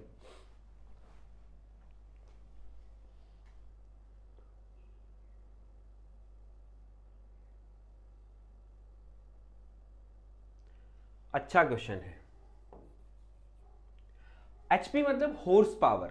horse power per ton of refrigeration system is inversely proportional to the COP of refrigeration system, directly proportional to the COP of refrigeration system, independent of COP of refrigeration system and 1+ में COP of the refrigeration system. ये mainly क्या पूछ रहा है कि horse power per ton of refrigeration COP के साथ कैसे रिलेट करता है, क्या उसके साथ उसका रिश्ता है। ठीक है, ये रिश्ता क्या कहलाता है, हम तुम्हारे लगते ही क्या है, ये पूछ रहा है। ठीक है, चलो सिंपल है। अच्छा सिंपल सी बात करते हैं। COP जो है इज बेसिकली व्हाट? बोले sir it is the desired effect upon में वर्क इनपुट। बोलिए इसको मैं COP को अगर आप कहो तो ये लिख सकता हूं रेफ्रिजरेशन कैपेसिटी अपॉन में पावर इनपुट।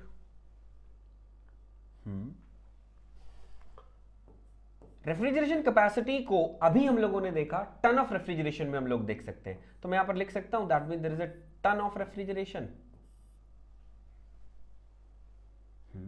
और पावर जो है अगर मैं उसको हॉर्स पावर में देखता हूं तो कितना होता है? 746 किलोवाट होता है। तो ऑब्वियसली बात है हम लोग क्या कर दें, यहां पर हॉर्स पावर लिख सकते हैं। हमको उससे नहीं देखना है कि क्या है क्या नहीं है, किलोवाट लिखोगे तो कट जाएगा। उसने हम लोगों से वैल्यू नहीं पूछी है तो हम वैल्यू नहीं बात करेंगे, सिर्फ हम उस टर्म की बात करेंगे। तो आपके पास क्या आ गया? हमारे पास जनरली क्या आ गया? COP is equals to ton of refrigeration upon में horse power.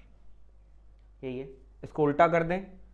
Very good, horsepower upon में ton of refrigeration equals to 1 upon में COP। यही बेटा आपसे पूछा है। ये इससे कैसे करता है? बोला सर इनवर्सली है, तो ऑप्शन ए ही आ जाएगा।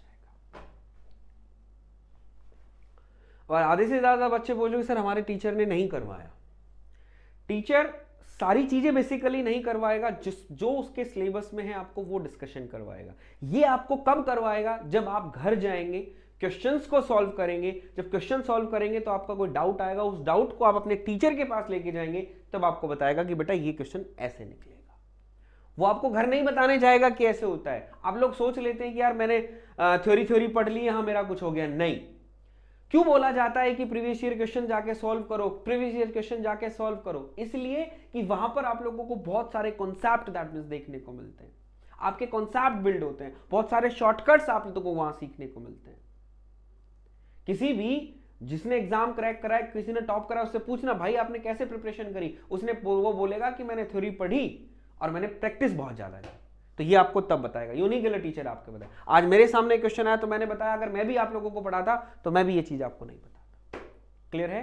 तो कहते हैं ना practice makes a man perfect, तो आप लोगों को ध्यान रखना है। Got it? अच्छा क्वेश्चन था, घुमाना दिमाग। चलो नेक्स्ट पर आओ।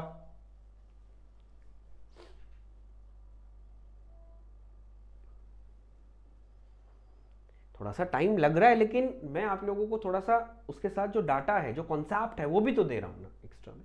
नहीं, क्वेश्चन सॉल्व करने में क्वेश्चन में कुछ नहीं है, सिर्फ 30 सेकेंड्स लूंगा, पढ़ूंगा, सॉल्व करूंगा, बता दूंगा। A heat pump working on a reversed Carnot cycle has the COP of 5. Okay, ध्यान रखिएगा, reversed Carnot cycle. It works as a refrigerator and consumes 2 kilowatt power. The heat absorbed by the refrigerator will be. ठीक है, अब सुनिएगा एक बार। आप लोगों को एक रिलेशन आप लोगों के टीचर ने आई थिंक बताया हो कि COP ऑफ हीट पंप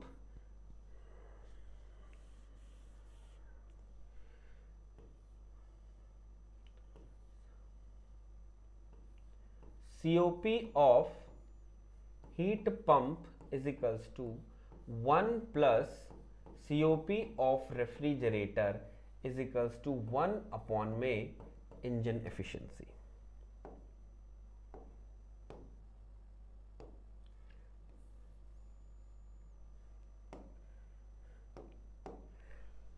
बताया? बिल्कुल गुरुदेव बताया। एक चीज, ये चीज सबको पता होती है, लेकिन ये चीज नहीं पता होती कि इस फॉर्मूले को, इस ब्रह्मास्त्र को लगाने का एक कंडीशन होती है। वो कंडीशन क्या होती है?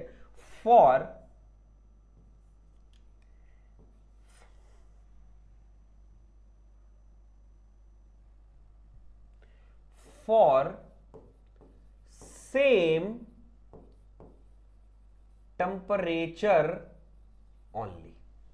ठीक है, अगर रेफ्रिजरेटर, हीट पंप आपके और इंजन एक ही टेम्परेचर लिमिट के बीच में लगे हैं तभी आप अप्लाई कर सकते हैं, अलग अलग के बीच में लगे हैं तो आप इसको अप्लाई नहीं कर सकते। तो यहां पर देखो ये कह रहा है कि heat pump reverse Carnot cycle COP इतनी है, if it works as a refrigerator, heat pump को ही ने रेफ्रिजरेटर बना दिया, देन दैट मीन्स इसकी आपको ये बताना है। तो सिंपल है, कोई दिक्कत की बात नहीं है। तो मुझे COP किसकी पता है? हीट पंप की पता है। तो रेफ्रिजरेटर की कितनी हो जाएगी? मैं कहना चाहूंगा COP ऑफ रेफ्रिजरेटर जो है वो 4 हो जाएगी भाई, 5 इसकी है, इसको उधर ले जाएंगे माइनस, उसके बाद क्या हो गया? रेफ्रिजरेशन कैपेसिटी अपॉन में पावर। ठीक है, ये क्या कह रहा है? कंज्यूम 2 किलो पावर कर रहा है, तो ये आपका आ जाएगा 2, यहां पर आ गया आपका RC, तो RC मेरे पास कितना हो गया? 8। अभी सुनिएगा, तो कह रहा है heat absorbed by the refrigerator will be, heat कितनी एब्जॉर्ब करी? तो ऑब्वियसली बात आंसर क्या आ गया? 8। सिंपल। अगर ये आपको, मैं नहीं कहता, मैं ये कहता आप बिना ये इसके भी निकाल सकते हैं, लेकिन दैट मींस आपको थोड़ा टाइम लगेगा। क्लियर है? सिंपल।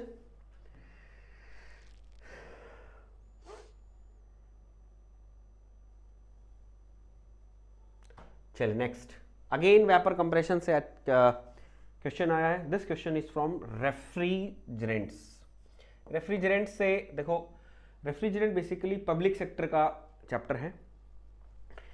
जो आपके पब्लिक सेक्टर लाइक रेलवे है, ये रेफ्रिजरेंट पक्का, दैट मीन्स रेफ्रिजरेंट से आपको क्वेश्चन जरूर मिलेगा। तो रेफ्रिजरेंट कौन से होते हैं, क्या टाइप होते हैं, क्या उनकी दैट मीन्स केमिकल प्रॉपर्टीज कौन कौन सी होती हैं, कैसी होनी चाहिए, आपको याद होना चाहिए। ठीक है, तो रेफ्रिजरेंट बेसिकली मैं आपको बता दूं,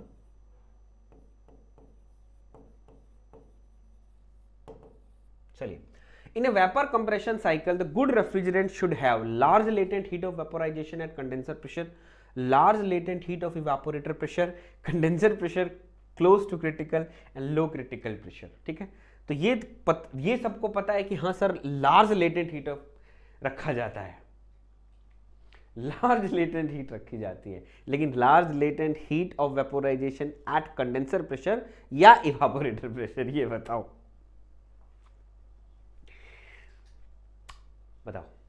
चलो डिस्कशन करते हैं। इवापोरेटर, रेफ्रिजरेंट आपका पूरी साइकिल में घूमता है, पहले इवापोरेटर में जाता है, फिर कंप्रेसर में जाता है, फिर कंडेंसर में जाता है, फिर आपका एक्सचेंज मोड से फिर इवापोरेटर में आता है। ठीक है, लार्ज लेटेंट हीट अगर हमारे रेफ्रिजरेंट के पास होगी तो उसका क्या बेनिफिट है? बोले सर लार्ज लेटेंट हीट जब मेरे पास होगी तो हम कम रेफ्रिजरेंट से ज़्यादा आउटपुट हमको मिल जाएगा, ज़्यादा आउटपुट मिल जाएगा और हमारी कॉस्ट हमारी दैट मीन्स कम लगेगी। तो रेफ्रिजरेंट का मेनली काम क्या होता है? ठंडा करना रेफ्रिजरेटर स्पेस को। तो रेफ्रिजरेटर स्पेस को ठंडा करना तो वो मेनली बेसिकली काम कंडेंसर में जाके तो वो हीट रिजेक्ट ही कर देता है, बेसिकली काम कहाँ कर रहा है? वो इवापोरेटर में कर रहा है। तो बेसिकली कहाँ चाहिए? बोले सर इवापोरेटर में। तो large latent heat of vaporisation होनी चाहिए at evaporator pressure, not condenser pressure. Condenser के अंदर तो वो वेपर से लिक्विड में कंडेंस होता है, यहां पर वेपर में होता है। सिंपल? बोले सर हाँ। सॉरी एक रह गया 25, 3 है, मैं शायद 2 करके लाया था, नहीं हो तो गया यार, वही ना हिंदी इंग्लिश का हो जाता है, कोई बात नहीं। चलो वेरी गुड, इसको तो देखते ही उड़ा दोगे। है कुछ? बोला नहीं सर, अभी बताया आपने 1 ton of refrigeration is equivalent in SI unit, 1 kilowatt, 2.5 kilowatt, 3.5 kilowatt and 5 kilowatt. तो ऑब्वियस बात है इज 3.5 किलोवाट। चलो ये भी कर लोगे, ये भी कर लोगे अगर स्क्रीनशॉट लिया होगा तो। चलो हिंदी में पढ़ लो तुम इसको, ये लो हिंदी में भी दिखा दूं।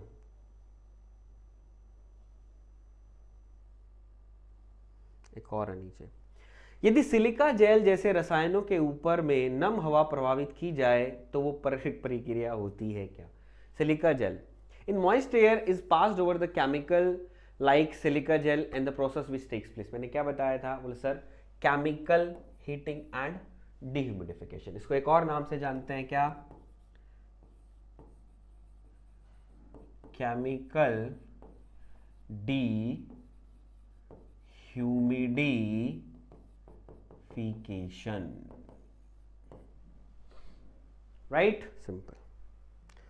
देखो कई सारे क्वेश्चन नहीं यहां पर, नहीं मैं आप लोगों को बताता रहता, ये करता रहता, वो करता रहता चीजें। चलिए अब ज़्यादा टाइम नहीं है, सिंपल सिंपल सी चीज़ें हैं।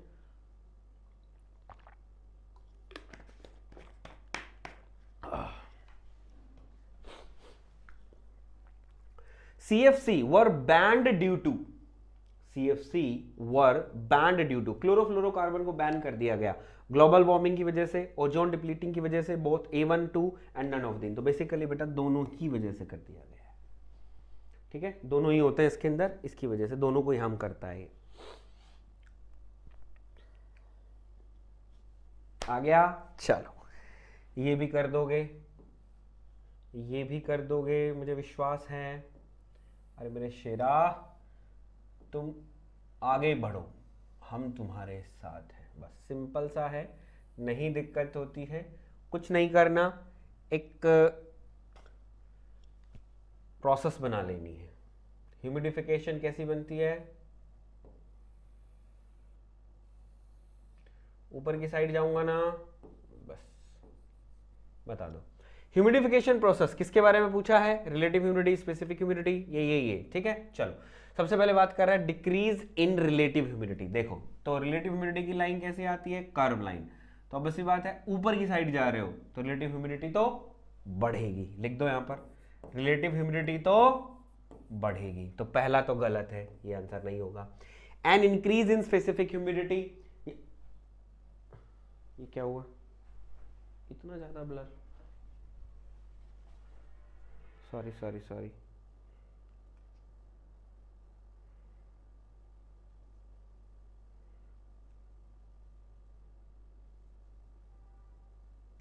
कितनी देर पहले से हो रहा था ये? दिखाई दिया? इसमें पता नहीं क्या प्रॉब्लम है यार, अपने आप ही दिखाना ही पड़ेगा इसको, मुझे लगता है। ठीक है चलो, ह्यूमिडिफिकेशन प्रोसेस मीन्स, ठीक है, तो ह्यूमिडिफिकेशन दैट मीन्स ऊपर की साइड, क्योंकि हम लोगों को पता है यहां पर क्या होता है? ओमेगा होता है, यहां आपका डीबीटी होता है, राइट? इधर की तरफ जाओगे डीबीटी बढ़ेगा, ऊपर की तरफ जाओगे ओमेगा बढ़ेगा, राइट? फिर ब्लर हो रहा है, अब तो नहीं हो रहा होगा। फिर हुआ ये तो ब्लर, पता नहीं क्या बात हो रही है इसकी।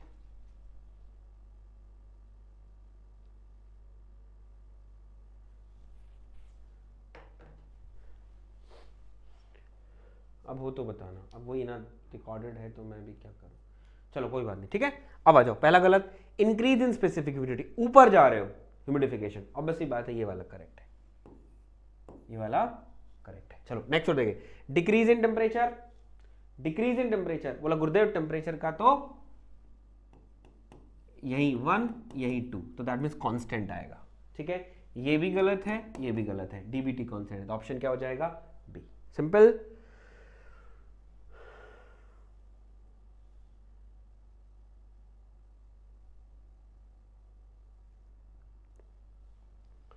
चलो नेक्स्ट पर आओ।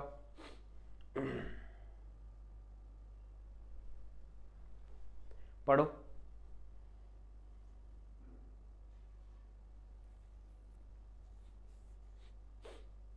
The capillary tube used as expansion device, capillary tube जो है used in expansion device in vapour compression system works on the principle of, आप जो एक्सपेंशन वर्ड डिवाइस करते हैं, जो कैपिलरी ट्यूब आपके जो रेफ्रिजरेटर में और विंडो एसी में जो हम यूज करते हैं, वो कहते हैं किस प्रिंसिपल पे काम करती है, isothermal expansion causing pressure drop, isothermal expansion causing the pressure drop, adiabatic expansion causing the pressure drop, flow through pipe with friction causing pressure drop, throttle expansion using pressure drop। तो option इसका क्या होगा बेटा, ये throttle wall। आप बोलते हो ना वेपर कंप्रेशन के अंदर 3 to 4 जो प्रोसेस होता है, that means there is a isenthalpic expansion, isenthalpic का मतलब that means there is a throttling device, simple, D. चलिए नेक्स्ट, ये भी अच्छा क्वेश्चन है, सिंपली पूछ लिया जाता है और बहुत से एग्जाम्स में पूछा गया है।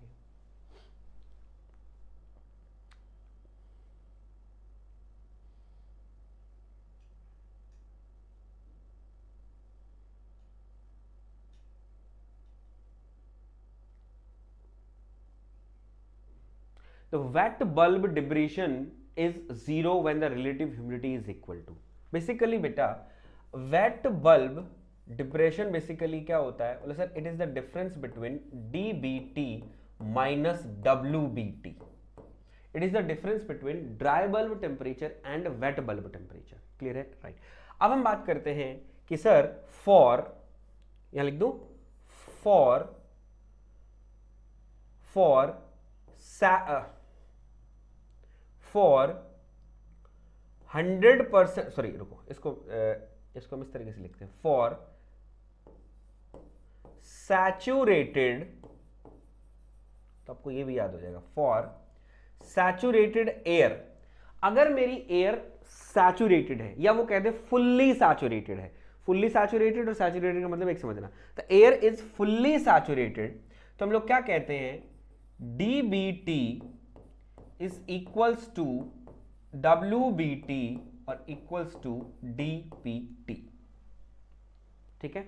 अगर मेरी एयर फुल्ली सैचुरेटेड है तो जो ड्राई बल्ब टेम्परेचर है वो इक्वल होगा WBT से, वेट बल्ब टेम्परेचर से, और ड्यू पॉइंट टेम्परेचर, DPT का मतलब ड्यू पॉइंट टेम्परेचर, यानी इन तीनों के अंदर क्या रिलेशन होगा, तीनों इक्वल होंगे, due point temperature, wet bulb temperature और ड्राई बल्ब टेम्परेचर, क्लियर है। अगर एयर सैचुरेटेड है या फुल्ली सैचुरेटेड है, तो बोल करते हो अगर मेरी एयर अनसैचुरेटेड है, फॉर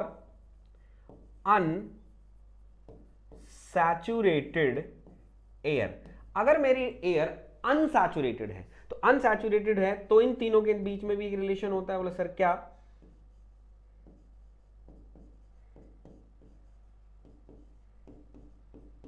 तब बेटा ये रिलेशन होगा, ठीक है। ये दोनों रिलेशन याद कर लीजिएगा, वेरी वेरी वेरी इंपॉर्टेंट।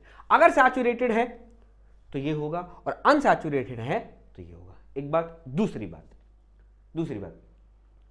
जब मेरी रिलेटिव ह्यूमिडिटी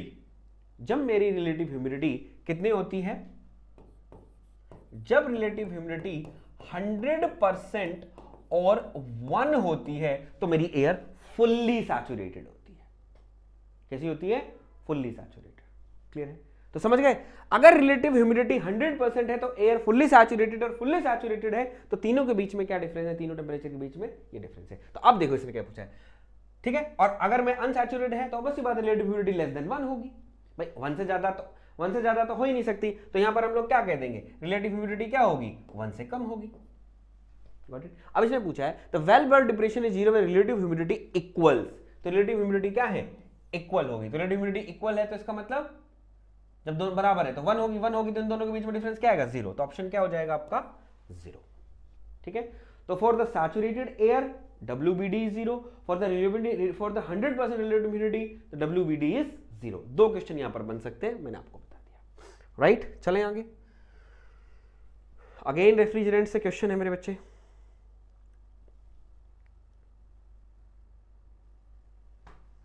चलो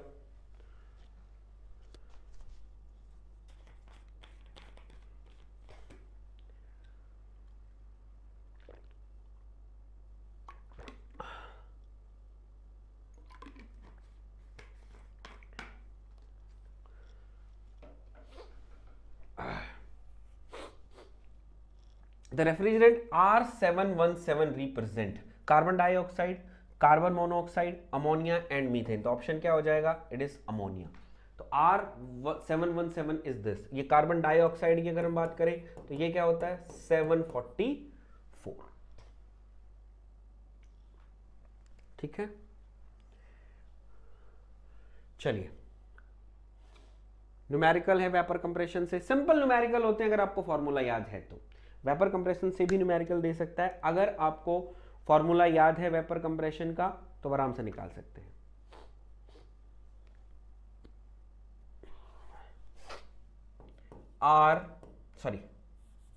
साइड में लिखें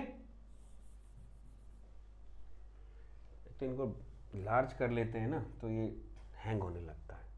तो COP ऑफ VCRS, तो क्या हो जाएगा, हमारे पास होगा H1 minus H4 divided H2 minus H1। H1 क्या है, enthalpy of exit of the evaporator, 4 inlet of the evaporator बोल देते हैं, 2 is the enthalpy at the compressor outlet. तो देखो क्या लिखा है, सबसे पहले बोल रहा है एंथैल्पी आफ्टर कंप्रेशन, तो हमारे पास H2 दिया हुआ है 425, ठीक है। Enthalpy after throttling, that means क्या कह रहा है, H4 is equals to 125, enthalpy before compression यानी H1 दैट मींस 375। तो फॉर अब दिया हुआ है, सिंपल कर लोगे, बोला सर अब क्या रह गया इसके अंदर, कुछ नहीं है, H1 125 है, सॉरी 375 है माइनस 125, नीचे कितना आया 425 माइनस 375, तो कितना हो जाएगा भैया 0 5 2, 250 तो नीचे आ गया, यही आएगा ना, मैं 0 5 2, ठीक है। नीचे कितना आ गया 0, 12 में से 7 गई 5 आंसर आएगा, यही ऑप्शन है। सिंपल है, बस आपको ये पता होना चाहिए, अगर साइकिल आपको पता है तो आप निकाल लोगे, फॉर्मूला याद है, सिंपल याद है तो कर लोगे।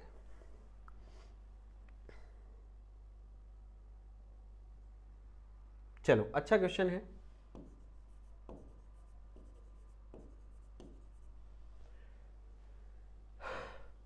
अभी तक हम 22 या ये 22वां क्वेश्चन 23वां क्वेश्चन आपके सामने आया है, तो आपको दिख रहा होगा कि 30 क्वेश्चन के अंदर सारे क्वेश्चन हम कैसे लेकर आए हैं। ऐसा कोई क्वेश्चन नहीं है जिसमें मैंने आप लोगों को ना समझाया हो, सिंपल है। तो dry ice is produced by expanding, dry ice basically किसको बोलते हैं भैया, सॉलिड CO2 को ना, बस तो कहां जाएगा, लिक्विड कार्बन डाइऑक्साइड, बस हो जाएगा सिंपल। एक रह गया, सॉरी 44 हो तो गया यार, मैं भी 45 आएगा ना, हाँ ठीक है। चलो नेक्स्ट, अगेन अच्छा क्वेश्चन है, देखते हैं, मैं डायग्राम बना लेता हूं।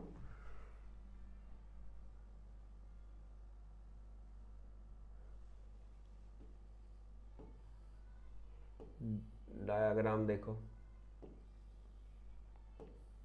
ठीक है, देखो psychrometry chart when the condition line is extended to meet the saturation curve at a point whatever, suppose that ये हमारे पास ओमेगा है, ये मेरे पास डी बी टी है, कोई भी कैसे भी ले लो, चाहे हम लोग सपोज दैट यहां पर हैं, एक चलते चलते चलते चलते चलते चलते हम लोग यहां पर मीट कर गए ना।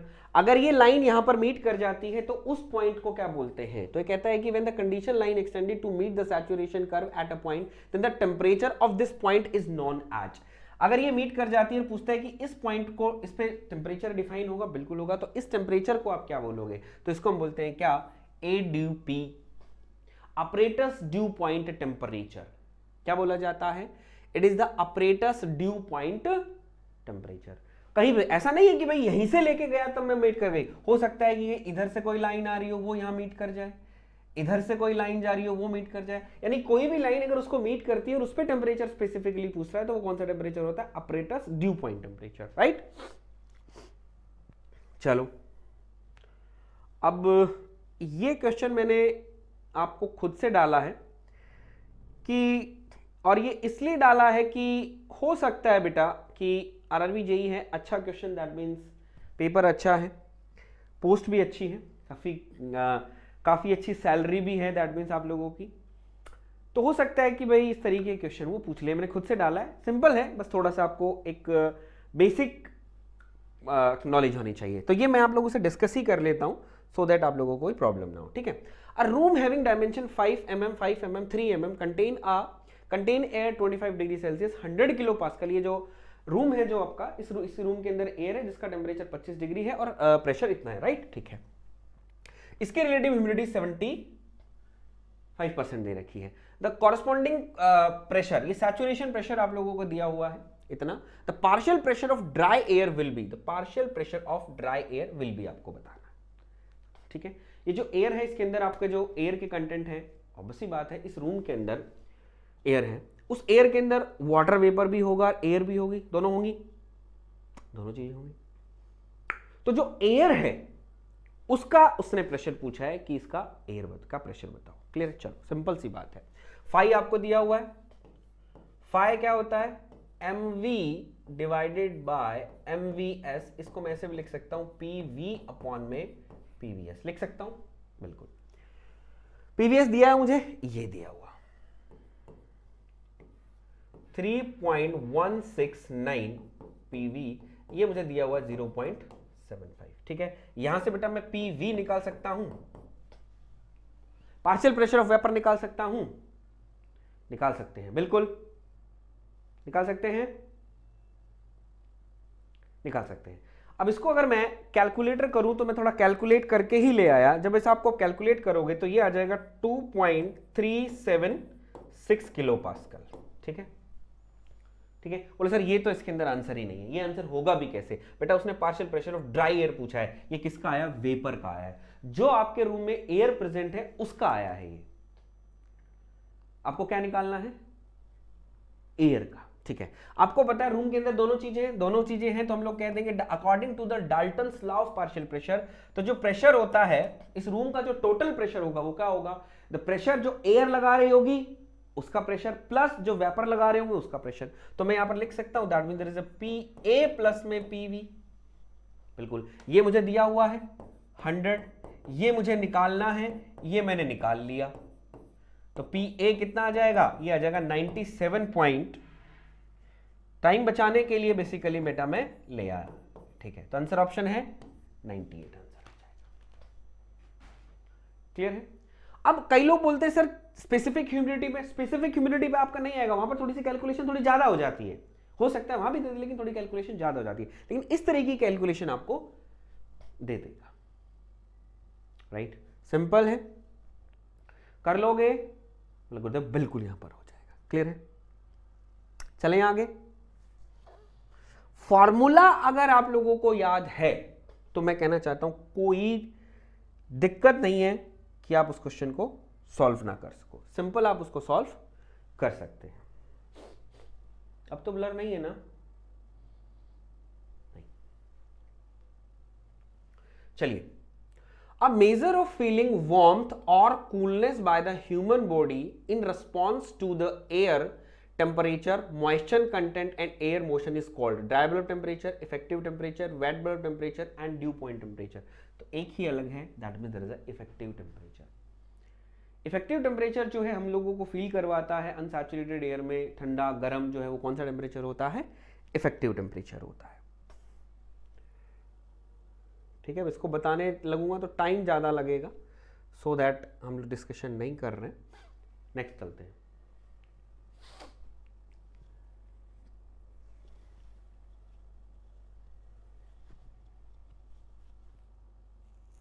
गुड,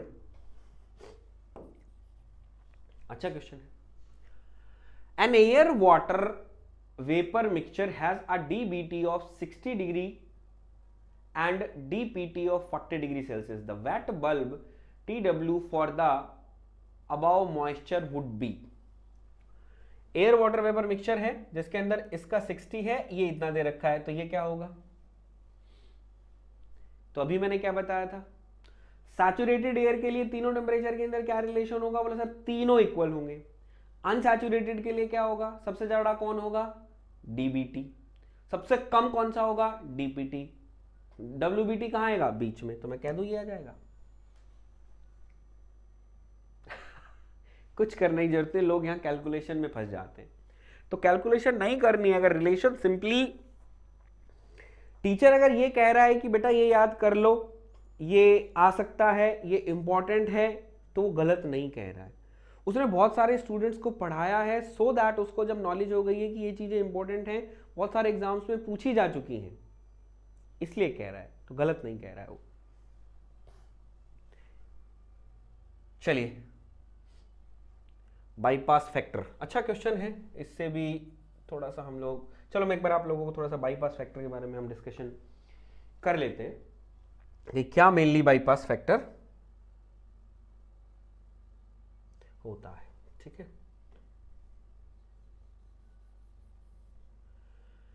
बेसिकली ये एक कूलिंग कॉइल मान के चलो। ठीक है, कूलिंग भी हो सकती है, हीटिंग भी हो सकती है, वटेवर कोई भी है। जैसे अब एसी है तो एसी में बेसिकली क्या है, refrigerant is as a cooling coil ना, एयर आती है उसको टच करके फिर हमारे पास आती है। ठीक है, तो ये क्या है, it is the cooling coil, ये कूलिंग कॉइल है। ठीक है, इस कूलिंग कॉइल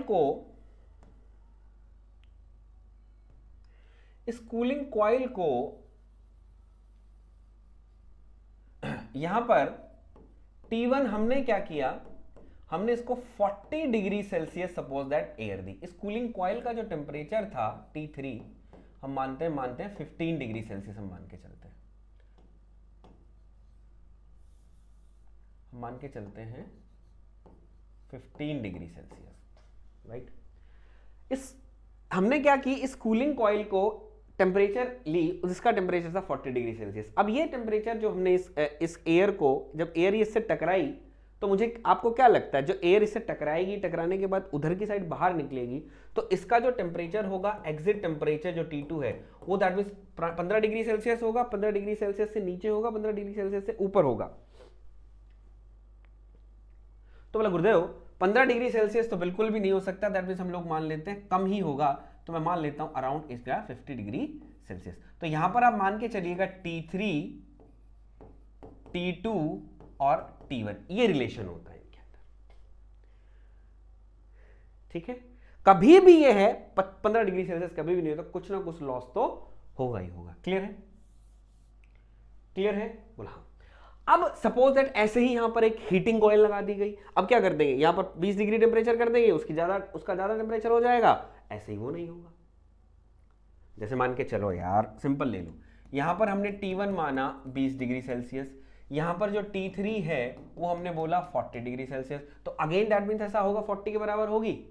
नहीं सर, 40 से नीचे ही रहेगी, ज्यादा नहीं करेगा, होगा ना? मतलब ऐसा ही होगा। ठीक है, तो दैट मीन्स यहां पर हम लोगों को क्या निकालना होता है, यहां पर हम लोगों को एक टर्म निकालनी होती है जिसका नाम होता है बाईपास फैक्टर।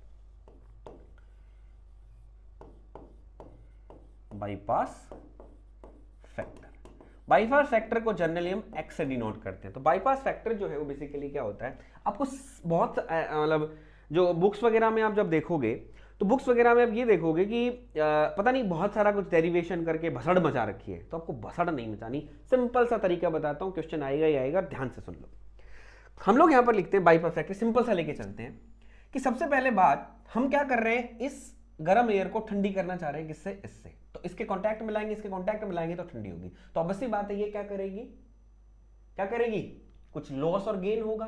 तो हम लोग यहां पर क्या कहेंगे, दैट मींस क्या करेंगे, बोले सर लॉस और हीटिंग होगा, तब जब हीटिंग कॉइल होगी तो वो क्या करेगी, गेन करेगी।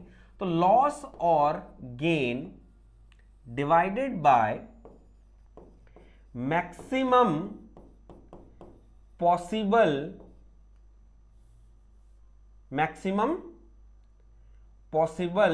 टेम्परेचर, ये ध्यान रखना, मैक्सिमम पॉसिबल टेम्परेचर कि भाई कितना लॉस हुआ, कितना गेन हुआ और मैक्सिमम कितना हो सकता था, वो टेम्परेचर हमको ये बताना है। तो सिंपली अगर मैं आप लोगों को यहां से बात करूं, सिंपली अगर मैं बात करूं, यहां पर हमने क्या किया, यहां पर हमने लॉस किया, सॉरी यहां हमने लॉस कर रहे हैं, तो लॉस कर रहे हैं तो दैट मींस कितना लॉस हुआ, कितना लॉस हुआ, कितना हुआ, बोला sir it is T2 minus में T3, यही लॉस हुआ ना, T2 माइनस में T3।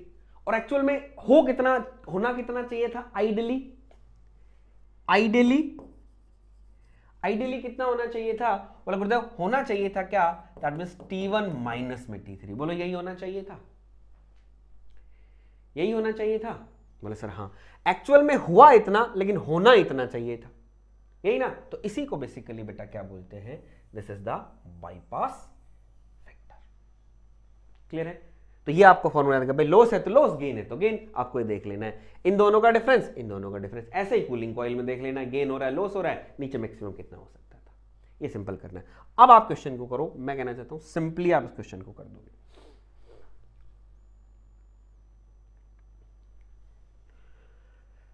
ठीक है, atmospheric air dry bulb temperature is 15 degree Celsius, enter a heating coil maintain. अब देखो हीटिंग का आ गया, यहां पर सिंपली पेन ले लेते हैं ये वाला, ठीक है।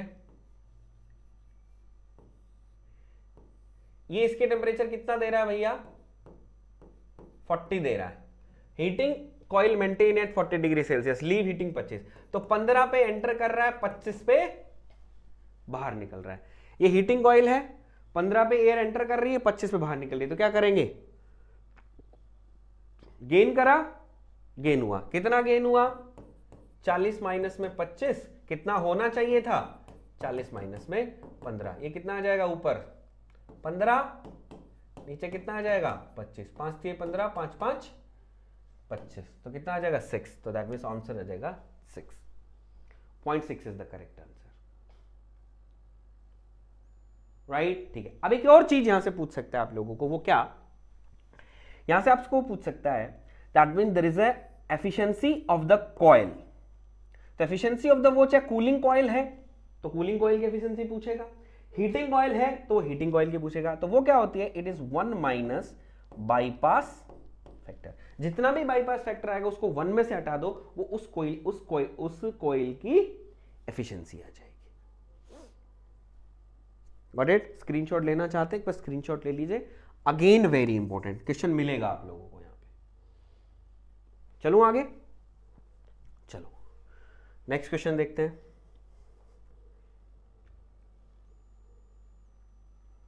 ये भी अच्छा क्वेश्चन है, चलो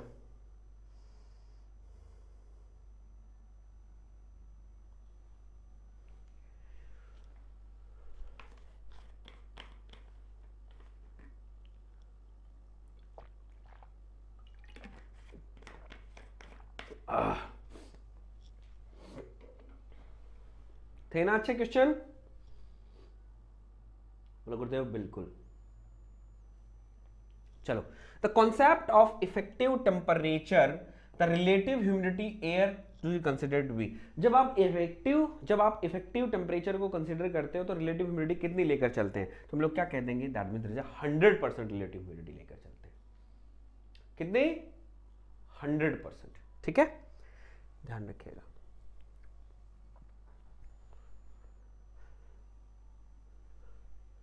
चलिए next.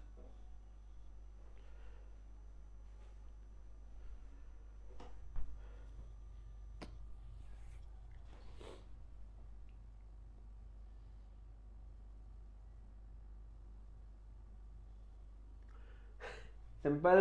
The curved line on psychometry chart indicates specific humidity, relative humidity, dew point temperature and dry bulb temperature. तो हम लोग क्या कह देंगे? It is relative humidity. ठीक है, ड्राई बल्ब टेम्परेचर वाली कौन सी लाइनें होती हैं? पहला question vertical line, specific humidity वाली हॉरिजॉन्टल लाइन। तो जो खड़ी लाइनें होती हैं वो ड्राई बल्ब टेम्परेचर को रिप्रेजेंट करती हैं, पड़ी हुई लाइनें किसको रिप्रेजेंट करती है? स्पेसिफिक ह्यूमिडिटी को, और जो कर्व लाइन है वो किसको रिप्रेजेंट करती है? रिलेटिव ह्यूमिडिटी को। चलो, this is your last question बेटा।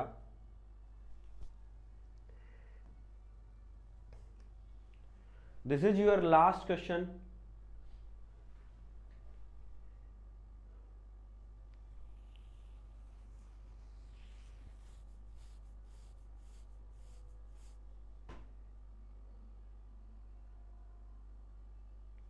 The temperature recorded by a thermometer which is not affected by moisture is, यानी आपने क्या किया? एयर के टेम्परेचर को,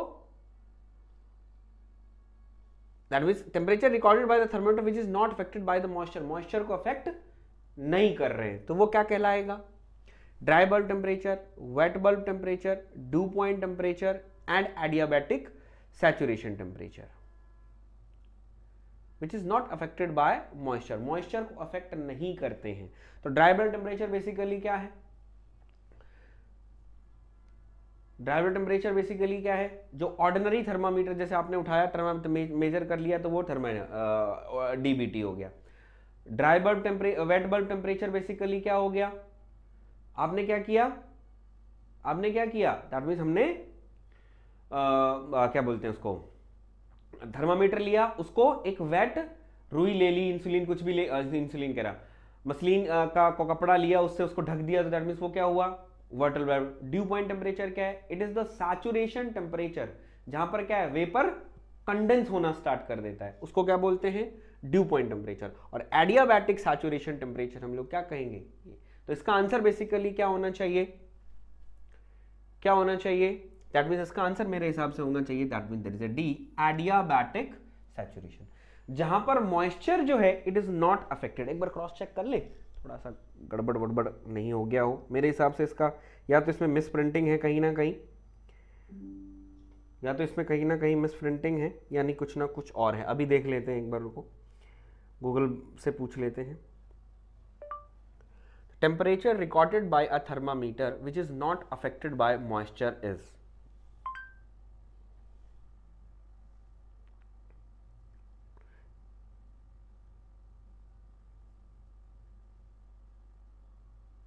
ठीक है, ठीक है। चलो, इसके अंदर दैट मीन्स कहीं ना कहीं मुझे भी यही आंसर लग रहा था, दैट मीन्स क्या होगा? बोले sir it is the dry bulb temperature. Sorry, कई बार एक ह्यूमन मिस्टेक, ह्यूमन एरर आ जाता है, तो वो चीज आप देख सकते हैं। तो इसके अंदर आंसर क्या हो गया?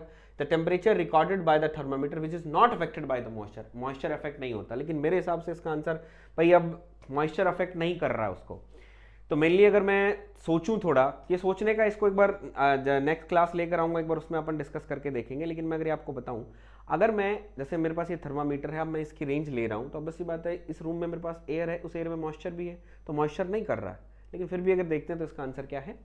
ए। ठीक है, तो it is the answer is correct is a. तो होप सो आपने रेफ्रिजरेशन एयर कंडीशनिंग के क्वेश्चन को एंजॉय किया होगा। तो एक बार क्लास को लाइक जरूर करेंगे और अपने दोस्तों के साथ जरूर शेयर करेंगे।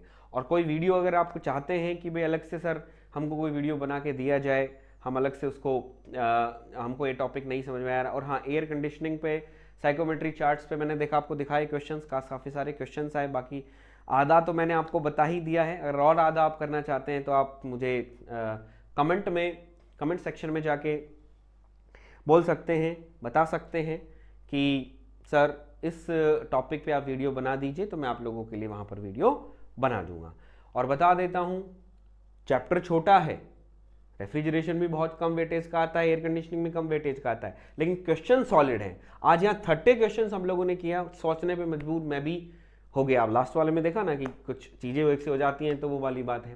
तो ठीक है, इसका आंसर इन्होंने ए दिया है तो हम ए मानकर चलते हैं। ठीक है, तो आज के लिए फिर मैं इतना ही रखूँगा। मिलता हूँ आप लोगों से नेक्स्ट वीडियो में, तब तक के लिए राम राम, नमस्कार। आरआरबी जेईई के फ्री सीरीज में आपका स्वागत है। तो ये हम एक सीरीज चला रहे हैं इलेक्ट्रिकल इंजीनियर्स के, जो इलेक्ट्रिकल इंजीनियरिंग पढ़े हैं, आरआरबी जेईई सीवीटी का प्रिपरेशन कर रहे हैं उनके लिए। तो यहाँ पर देखेंगे आप, इलेक्ट्रिकल का मॉक टेस्ट हमारा 19 रुपीज़ का आ चुका है। इसमें 60+ मॉक टेस्ट आपको हम दे रहे हैं। 5 फुल लेंथ एक्टिव होगा जब वीडियो बना रहा हूँ, बाकी एक्टिव हो चुका है इलेक्ट्रिकल का पूरा complete topic wise and subject wise full length mock test पूरा एक्टिव है सारा, लगभग 60 के आसपास 55 के आसपास एक्टिव है। ठीक है, तो और इसमें एनरोल करने के लिए डिस्क्रिप्शन लिंक है, उस पर जाओ एनरोल करो। ये सीरीज चलता रहेगा, मैं बहुत सारे वीडियोस आपको बना के दूंगा। और नॉन टेक में सबको आना है, ये भी 99 रुपीज़ का है। दोनों का लिंक डिस्क्रिप्शन में। आप चलिए चलते हैं अपने वीडियो में। किताबों का लिंक कहाँ मिलेगा, अगर आपने बाई नहीं कर रखा है तो स्क्रीन पर टच करिए, एक आइकन आएगा लेफ्ट या राइट साइड नीचे तरफ, उस पर टच करना, हिंदी मीडियम और इंग्लिश में किताब आ जाएगा। आप चलिए चलते हैं हमारे वीडियो में। सारे डिफरेंट टीचर्स पढ़ाए हैं, ठीक है, तो मज़ा आएगा आपको। जो भी पढ़ाएं ये सारे वेल क्वालिफाइड हैं, जेईई क्रैक कर चुके हैं, गेट क्रैक कर चुके हैं, तो आपको पूरा मज़ा आएगा। चलो let's go for the videos. मिलते हैं फिर नेक्स्ट, लास्ट में कुछ बातें हैं आपको बताऊंगा, सुनना अच्छे से।